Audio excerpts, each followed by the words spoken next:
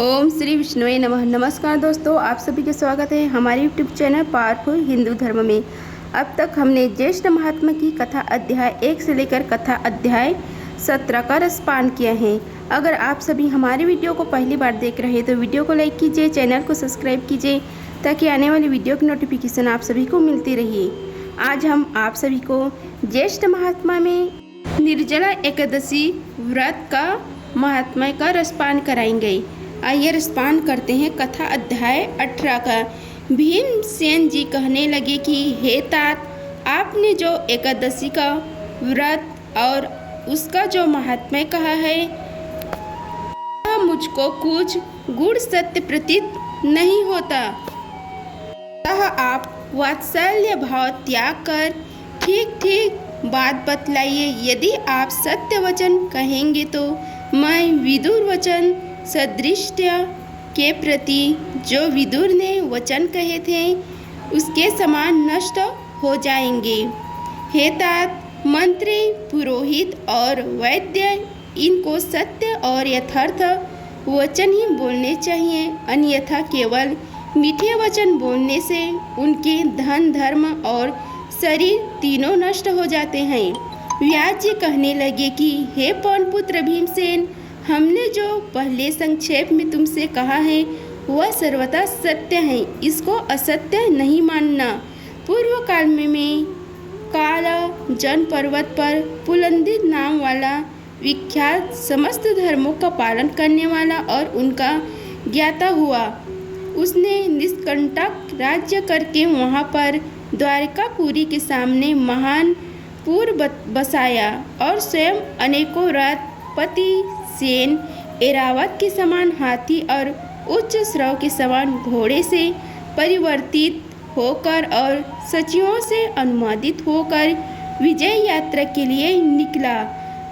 100 योजन के प्रणाम में उसको सेनापुर से बाहर निकली और राजा के साथ चलने वाली जो पैदल सेना थी वह सारी पृथ्वी पर छा रही थी। 7 व्यूह सेना की रचना से युक्त यह सेना 7 महासमुद्रों के समान प्रतीत होती थी।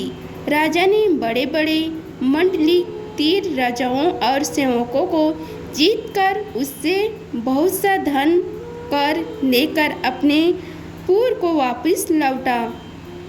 इस तरह पृथ्वी की अनेक चक्रवर्ती राजाओं को जीता। जिस सेनापति को बलवान सुनता था वह वेगपूर्वक जाकर उनको जीत लेता था। इस प्रकार घूमते घूमते राजा की गुप्तचरों ने आकर राजा को संदेश दिया कि हे महाराज, यहाँ पर सबों का मालिक एक परम धर्मात्मा राजा है जो कि श्रुति, स्मृति और पुराणों का ज्ञाता है, देवता तथा अतिथि का पूजन करने वाला, सत्य प्रतिज्ञा और बड़ा शूरवीर है। आज तक किसी ने भी उसे नहीं जीता गया।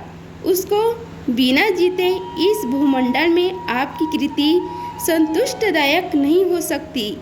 आपने गुप्तचरों से वह समाचार सुनकर राजा पुलिंद ने अपने मंत्रियों और सेना सहित उस प्राचीन पुरी के संपूर्ण नगर को चारों तरफ से घेर लिया और राजा पुलिंद के सैनिक उस नगर के चारों तरफ स्थित हो गए, जैसे वन में बहुत से गिद्धड़ों द्वारा एक सिंह घेर लिया हो।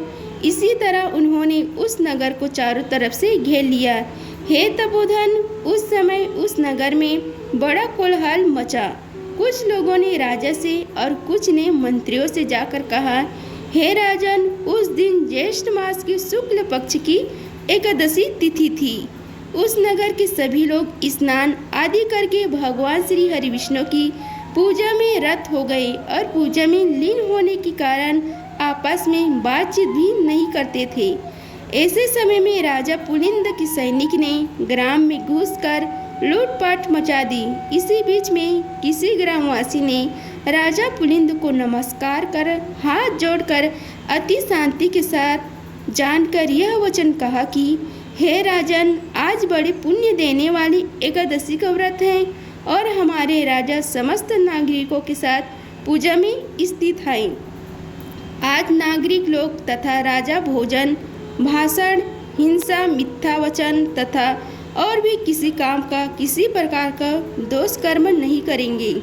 इसलिए मैंने यहाँ की जो निश्चित बात है स्वयं अपने विचार से कहने आया हूँ। अतः हे राजन, इन दिनों में आप जो कुछ भी करेंगे हमारे राजा उनसे सहन करेंगे, परंतु परसों क्या होगा यह मैं नहीं कह सकता और न जान सकता हूँ। इति श्री ज्येष्ठ महात्म्य निर्जला एकादशी व्रत वर्णन 18 अध्याय संपूर्ण हुआ। अगर आप सभी को हमारी वीडियो पसंद आई होगी तो वीडियो को लाइक कीजिए, चैनल को सब्सक्राइब कीजिए और कमेंट बॉक्स में ओम नमो भगवते वासुदेवाय लिखिए। धन्यवाद। मिलते हैं अगले वीडियो में।